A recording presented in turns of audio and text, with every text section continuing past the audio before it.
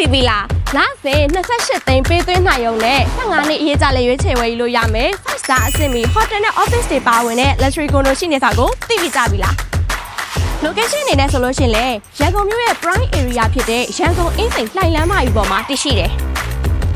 ကနဦးပေးသွင်းငွေ3000လက်ထဲရှိရုံနဲ့မြေချိုးစာပိုင်ဆိုင်ခွင့်အပ်ပါ luxury condominium ကိုရမယ်ပြီးပြီးသား condo project ဖြစ်တဲ့ကြောင့်မလို့ဝယ်ယူပြီးတစ်လအတွင်းမှာလည်းအခန်းလောက်ဝယ်ရရှိရုံမှာဖြစ်တယ်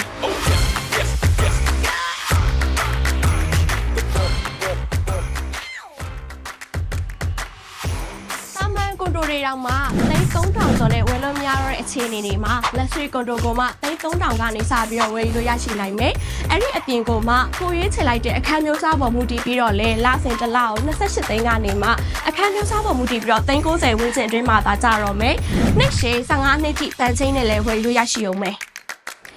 ဝယ်ပြီးတာနဲ့အငှားပြန်ချထားခြင်းနဲ့ဆိုရင်လည်း18သိန်းကနေပြီးတော့340ထိ random fees ကပြန်ရမှာဆိုတော့လာစင်ပေါ့နော်ဘဏ်ကိုပြန်ပြီးတော့ပေးသွင်းရမယ်ငွေတန်ဖိုးအမောင်းကိုလည်းကောင်းပြီလို့ဖြစ်သွားစေတယ်။အဲဒီအတွက်ကြောင့်မလို့ condo investor အတွက်ဆိုလို့ရှိရင်လည်းပို့ပြီးတော့တစ်ချေကြိုက်တဲ့ condo မျိုးစားတွေမှာပါတယ်။ဝယ်ရရှိနိုင်တဲ့အခန်းမျိုးစားတွေကတော့ square feet 400ကျော်ကနေ1800ကျော်ထိအစားရှိတယ်။ story type ကနေပြီးတော့1 bed 2 bed 3 bed 4 bed ထိလည်းရှိသေးတယ်။ pet house ကိုပါရွေးချယ်ပြီးတော့ဝယ်လို့ရသေးတယ်။